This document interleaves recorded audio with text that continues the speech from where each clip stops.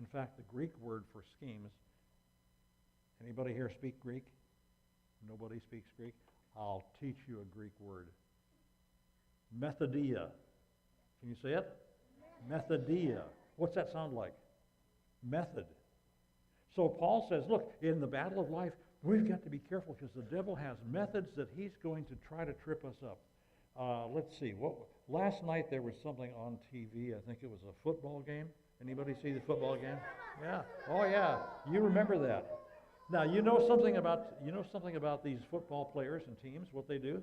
They're very careful to study. They watch the other team. They watch videos and they watch things. Why do you think they watch the other team? Why? Yeah.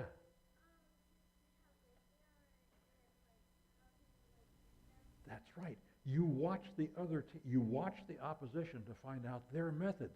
Because if you understand their methods, you can win.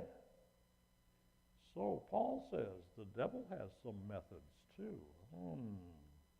And if we put on the armor, we can take our stand against his methods.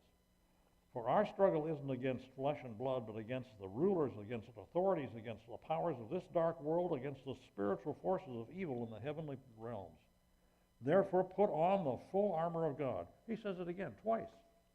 Now, when you're at home and your mom or dad calls your name, and then they call it twice, what does that mean? That means you better listen, right? And if they use your middle name, what does that mean? If they use your middle name, that means you might be in trouble. That's what you have a middle name for. Okay, we're struggling with this, but we'll get it. We're back. So, as we're looking here, Paul says, put on the full armor of God so that when the evil day comes, you may be able to stand your ground, and after you've done everything, stand firm with the belt of truth. Fasten. Now, wait a minute. Hold it. If you've ever seen a picture of a Roman centurion, how would you start describing that armor? What would you start with? Yeah. The what? Yeah, he's strong, but what part of armor would you look at first? Some people would say the helmet or the shield or the armor, but what would you say? The chest piece, yeah. That's what I would start with too, or maybe the helmet. But Paul starts with a belt. Now, what's the deal with a belt?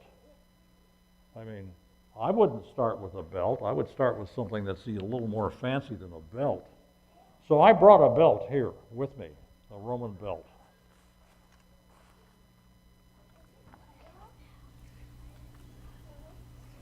Now, it's just a plain piece of leather.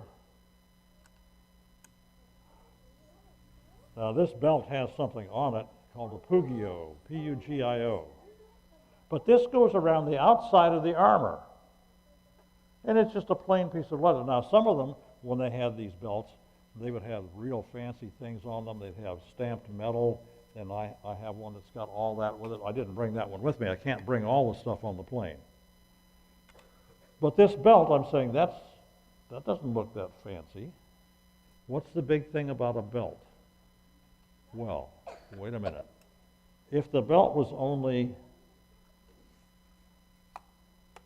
this long, would that be good? Why not? It doesn't go all the way around. You know what? The belt of truth. Jesus said,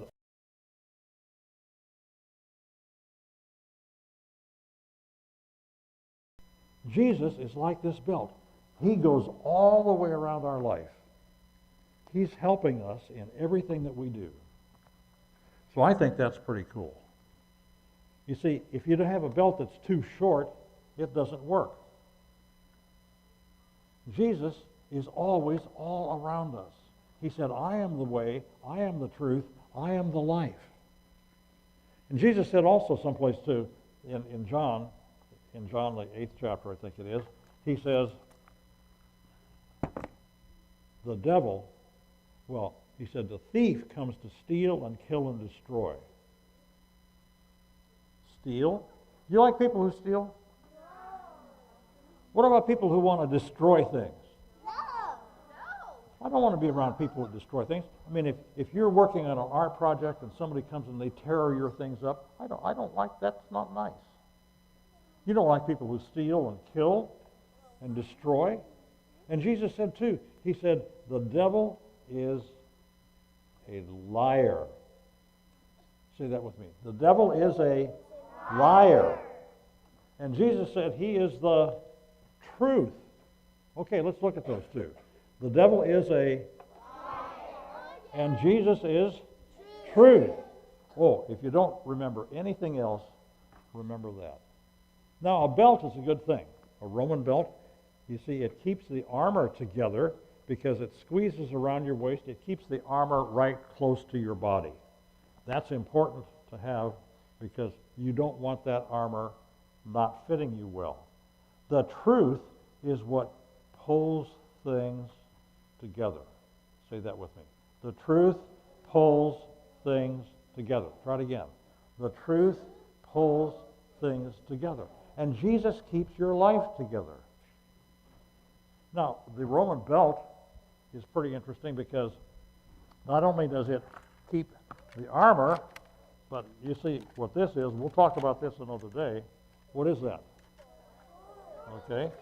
So you put the sword over like this,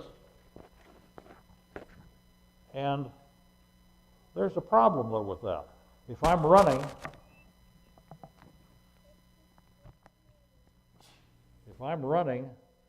this sword's going to be flopping around, right? And that's going to be a problem because then when I go to reach it, I don't know where it is, or it may be inaccessible to me.